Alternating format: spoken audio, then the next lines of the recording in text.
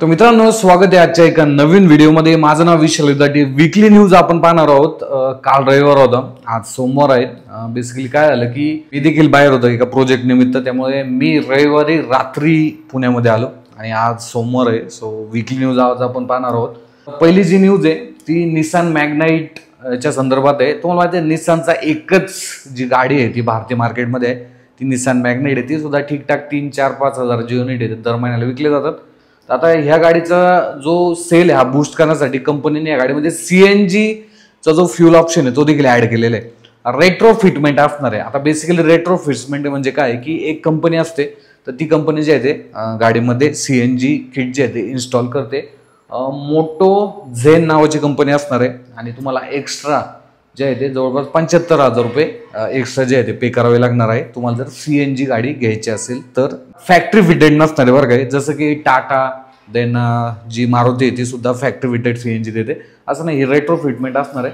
So starting जी price आहे 7,65,000 पासून जे आहे ते या गाडीची स्टार्ट होते बेस मॉडेलची। टाटा हॅरियर ईव्हीचं जे लॉन्च आहे उद्या होणार आहे आणि काही ट्रेलर काही इंस्टाग्रामवरती रील सुद्धा मी ॲड केलेले आहेत, तुम्ही पाहू शकता।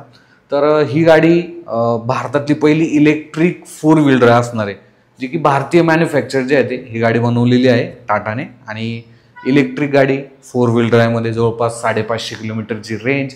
बॅटरी पॅक जर पाहिलं एक अराउंड 60 ते 70 किलोवॅट आवरचा जो बॅटरी पॅक आहे या गाडीमध्ये असू शकतो। त्यानंतर रेंज रोवर SV मसारा जे आहे ते लॉन्च करण्यात आलेली आहे। गाडी जर पाहिली एकदम लिमिटेड 12 युनिट या गाडीची असणार आहे। V8 इंजिन या गाडीमध्ये येतं आणि प्राइसिंग जर पाहिली 5 कोटी रुपये, काहीच विषय नाही। सो टाटा पंच जे फेसलिफ्ट आहे ते स्पॉट करण्यात आलेले आहे। टाटा पंच जे फेसलिफ्ट आहे ना ते आतापर्यंत यायला पाहिजे होतं बरं का, मला असं वाटतं, कारण की ऑलरेडी गाडीला लॉन्च होऊन आहे ना जवळपास 5 वर्ष होत आलेले आहेत। त्यामुळे मला आठवते ज्यावेळेस मी यूट्यूब जर्नी स्टार्ट केली होती ना 2020ला, त्यावेळेस 2020-21 दरम्यान या गाडीचं जे म्हणजे न्यू मॉडेल आहे ते आलेलं होतं। त्यानंतर गाडीमध्ये असे काही मेजर चेंजेस नाही झाले। हा आता मध्यंतरी जर पाहिलं स्क्रीन वगैरे त्यांनी ॲड केलेली आहे मोठी, त्याचा व्हिडिओ देखील आपण लाईव्ह केलेला आहे। त्यानंतर किया कारेन्स क्लाविस जे आहे ते इलेक्ट्रिक ही गाडी स्पॉट करण्यात आलेली आहे। हे पहा, इलेक्ट्रिक गाड्यांची आता सध्या जर पाहिलं ना रिक्वायरमेंट तशी थंड आहे बरं का, पण भविष्यामध्ये इलेक्ट्रिक गाड्यांची जी रिक्वायरमेंट आहे ती वाढू शकते। तर किया देखील ट्राय करते की कारेन्समध्ये इलेक्ट्रिक देण्याचा। सिरॉस देखील इलेक्ट्रिकमध्ये येणार आहे त्यांची। त्यानंतर टोयोटा फॉर्च्युनरचं एक माइल्ड हायब्रिड जे अपडेट आहे ते आलेलं आहे आणि ही गाडी भारतीय मार्केटमध्ये लॉन्च करण्यात आली आहे। 360 डिग्री कॅमेरा असेल, आयडियस स्टॉप स्टॉप असेल, असे जे फंक्शन या गाडीमध्ये देण्यात आलेले आहे। जी रेग्युलर फॉर्च्युनर आहे ती 44,72,000 एक शोरूम प्राइसमध्ये आणि जी लेजेंडर आहे ती 50,09,000 मध्ये भारतीय मार्केटमध्ये लॉन्च करण्यात आलेली आहे। आणि माइल्ड हायब्रिड म्हणजे काय माहिती का, एक नॉर्मली छोटा जो बॅटरी पॅक आहे तो गाडीमध्ये दिला जातो, छोटी बॅटरी असते। आता याच्यामुळे होतं काय की ट्रॅफिक कंडिशन वगैरे असेल, खूप स्लो तुम्ही चाललेला आहात, तर अशा वेळेस आहे ना गाडीचं जे इंजिन आहे ते ऑटोमॅटिकली बंद होतं आणि बाकीचे जे फंक्शन वगैरे असतात AC वगैरे, तर हा त्या बॅटरीवरती चालतो। त्यामुळे थोडीफार तुम्हाला जे मायलेज आहे ते वाढतं। जसं की आपण मारुती सुझुकीची जी ब्रेझा आहे तिच्यामध्ये जर पाहिलं आधी माइल्ड हायब्रिड टेक्नॉलॉजी यायची, त्यानंतर XL6 मध्ये सुद्धा यायची, जी त्यांची S क्रॉस होती जी की आता डिस्कंटिन्यू करण्यात आली, अशा गाड्यांमध्ये होती। सो यामुळे काय असा खूप मेजर मायलेज वाढणार आहे असं नाही आहे, थोडंसं जे मायलेज आहे हे फॉर्च्युनरचं वाढून जाईल। बट फॉर्च्युनर घेणारे मायलेजचा विचार करतात का, मला कमेंटमध्ये सांगा बरं तुम्ही।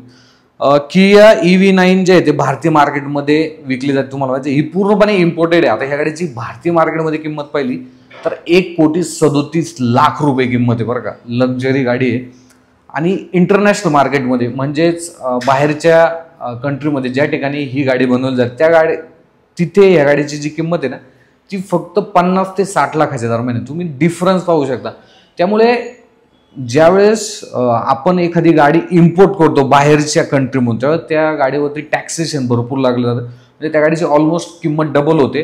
प्लस ज्यावेळेस ती तुम्हाला रजिस्ट्रेशन करायची आहे, RTO टॅक्स वगैरे असेल, असं भरपूर मिळून ही गाडी जर पाहिली एवढी महाग जी आहे ते झालेली आहे। प्रोडक्शन आहे ते भारतामध्ये जावं जेणेकरून जी प्राइसिंग आहे ती कमी ठेवली जाईल। MG सायबरस्टर ही लॉन्च होण्याच्या तयारीत आहे। मला तरी असं वाटतं की जून-जुलैच्या स्टार्टिंग फेजमध्ये ही गाडी भारतीय मार्केटमध्ये लॉन्च होऊ शकते। या गाडीचा व्हिडिओ देखील तुम्हाला लवकरच पाहायला भेटेल। रेनॉल्ड कायगरचं जे फेसलिफ्ट आहे ह्या वर्षाच्या एंडला येऊ शकतं।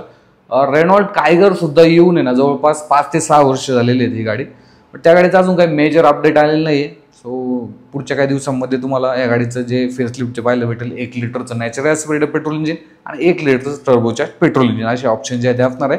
प्राइसिंग अराउंड 6.5 लाखापासून 11 लाखापर्यंत या गाडीची असणार आहे.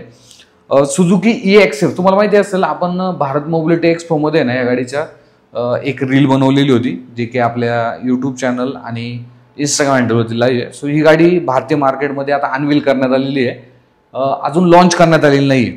रेंज वगैरे काय याच्याबद्दल अजून कुठलीही क्लॅरिटी नाही, बट मला असं वाटतं की 100 ते 150 किलोमीटरची रेंज आणि एक अराउंड 1 ते 1,20,000 दरम्यान या गाडीची जी एक शोरूम प्राइस आहे ती असू शकते.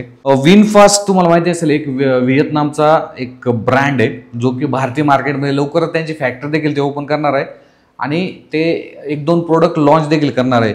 तर पहिला VF7 जे आहे ही गाडी भारतीय मार्केटमध्ये लॉन्च होऊ शकते बरं का. थोडीशी एक्सपेन्सिव्ह ही गाडी असू शकते, पण याला देखील हे दाखवायचे की आम्ही काय भविष्यामध्ये देऊ शकतो. तो एक प्रीमियम प्रोडक्ट तुम्हाला लवकरच पाहायला मिळणार आहे.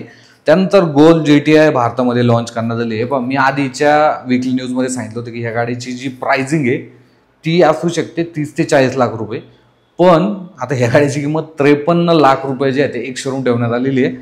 गाडीचा परफॉर्मन्स वगैरे चांगला आहे, जबरदस्त परफॉर्मन्स आहे, फीचर लोडेड आहे, बट 53 लाख आहे. आता या 53 लाखामध्ये ना म्हणजे बाहेरच्या आपण जर दुसरा विचार केला तर BMW X1 असेल, मर्सिडीजची असेल, ऑडी असेल, अशा ऑप्शन मिळून जातात.